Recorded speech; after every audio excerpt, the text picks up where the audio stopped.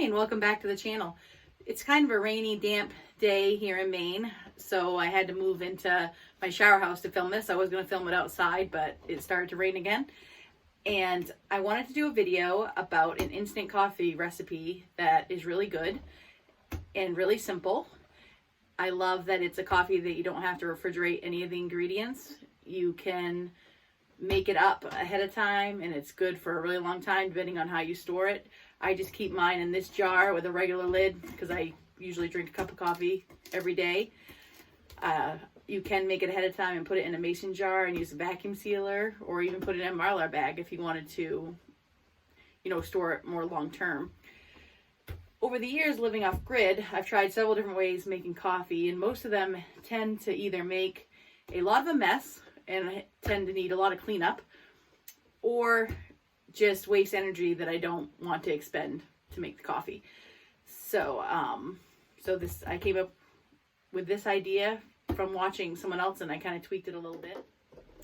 It really only has to have or needs up to 3 ingredients. It is the instant coffee, some sort of powdered milk, and some sort of sweetener if you do like that in your coffee.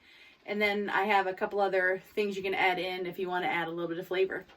So as far as instant coffee goes, I know everybody hears that and says, that doesn't sound very good. But it actually, I found this coffee here, which is a Colombian roast coffee. It's just from Walmart. It's a medium dark, and this one is my favorite. The regular Walmart instant coffee isn't too bad. It's definitely drinkable. But I do like this Colombian better. And they also have a decaf version. And I'm sure they have other brands. I just happen to shop at Walmart because it seems to be cheaper. So as far as the coffee goes, I use 1 cup of the instant coffee, whichever kind you like. You could do half a cup of the regular and half a cup of decaf if you wanted a little bit less caffeine. Sometimes I'll just make a small batch of the decaf in case I want a coffee at night, especially in the winter if I've been working outside or walking or hunting. So you can kind of tweak it however you like. I found that about 3/4 of a cup to a cup of coffee in the mixture makes it just right for me. But you could make a little batch and you can always add more. I recommend starting off a little less because it's easier to add than to try to decrease it after. And then after the coffee, I just use, I'll just leave that there, some type of instant milk or, milk powder. I have this milk from Thrive Life. I really like this company. I buy a lot of their freeze-dried foods and make my own meals out of them. And I also have this version, which is just a Walmart, which is instant non-fat dry milk. They both work. I honestly can't really tell the difference in the coffee as to which milk I use. If I was gonna just drink it, I would prefer this Thrive Life if I was just gonna make some milk to drink. But as far as putting in the coffee, either milk works fine. And then for a sweetener, I don't like my coffee very sweet, so I use this monk fruit sweetener, which is, it really just takes a little bit of the bitterness of the coffee away, but it doesn't make it sweet. And it also is a 0-calorie sweetener, and it doesn't affect your blood sugar, which is always a plus. But you could use regular sugar. You could use whatever type of sweetener you prefer. It's all about, what you like. So, like I said, I make mine up in a batch in this jar here. You could use any jar. I like the shape of this one because I usually give it a shake every morning before I scoop any out. But to make up the recipe, I use a funnel because I make a mess easily. So all it takes is a couple measuring cups. I take my coffee and I put about a cup, maybe a little less, whatever I'm feeling. Dump that in.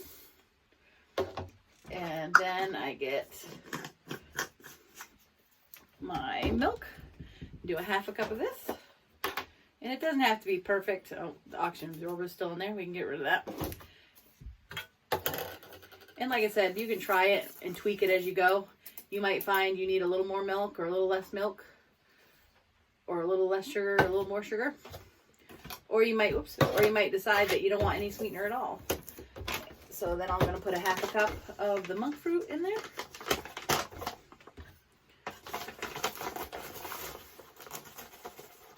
Just dump it right in. Let me close this. It's awful damp, but I don't want to leave that open. There we go. And then I just put the lid back on.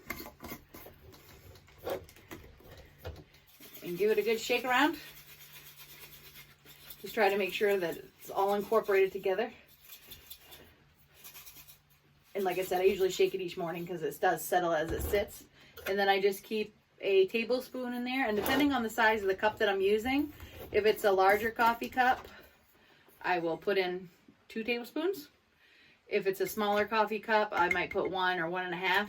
But the good thing with instant coffee is all you're doing is boiling water and putting it in a cup. So if you put a tablespoon in and you stir it up and it looks a little light, or it doesn't, or you give it a sip and it doesn't taste quite enough, you know, the strength isn't good, you can always add a little more until you get used to what you want. And then sometimes, because I used to be a fan of coffee creamer, and I liked French vanilla, so if you want to flavor your coffee, I have this vanilla powder. Here, you can get it. There's different different brands of this. I think this is Viddy's. I've had another brand. They're all pretty good. It's just Madagascar vanilla powder. And I don't add it into my coffee because I don't always want vanilla flavored. If you always want a vanilla, you could just add vanilla to this and make it off of there. But I prefer, after I put this in my cup, then I usually take this, I take about a half a teaspoon and I dump it in my cup, and then I add the hot water, and it gives that nice French vanilla taste with just a little bit of vanilla powder. You can also make it kind of taste like a cappuccino-ish or like fall-ish.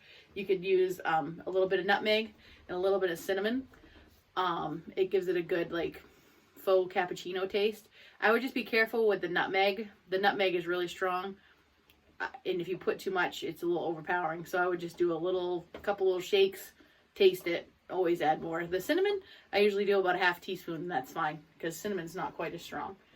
And then, of course, since it's October and everybody's loving pumpkin spice, if you want a pumpkin-ish flavor coffee, you can just use pumpkin pie spice. It tastes good. It sounds weird, but it gives it a good flavor. And you can always add a little extra cinnamon to this if you want it a little more cinnamony. So with this coffee, like I said, it's really helpful. All I have to do is boil water in my teapot. I don't have to buy filters. I don't have to clean out a percolator or a French press. I find that cleaning a percolator or a French press wastes a lot of water because those coffee grounds don't come out that easy and you're just rinsing it out. And it just takes more time to make coffee. And when I go camping, all I do is grab this because I always have my pan in either my BioLite stove or my little propane stove. I just heat up a little water, throw this in, and I get coffee in no time. With only thing that's dirty is my cup, really, because I leave this right in here and just keep using it. So, yeah, that is my recipe for instant coffee. I hope you give it a try. I know sometimes instant coffee doesn't sound good, but I promise this is actually good. So, thank you for watching the video. If you have any questions or comments, please leave them below. And if you enjoyed this video, please like and subscribe, and please check out a few of my other videos. This is a newer channel, but I have a handful of videos on there. I would appreciate anyone that would like to give me a chance and take a look. And as always, I hope you have a great day. Live every day to the fullest. Respect nature, and I'll see you next time. I'll go see if I can find Tank to end the video so you can see him. He didn't want to be in the coffee video. He wasn't interested. Well, I didn't realize it got dark while I was making the video, but here is Tank so he can say hi and bye to you. His eyes are kind of shiny because of the light, but we will see you next time. Thank you.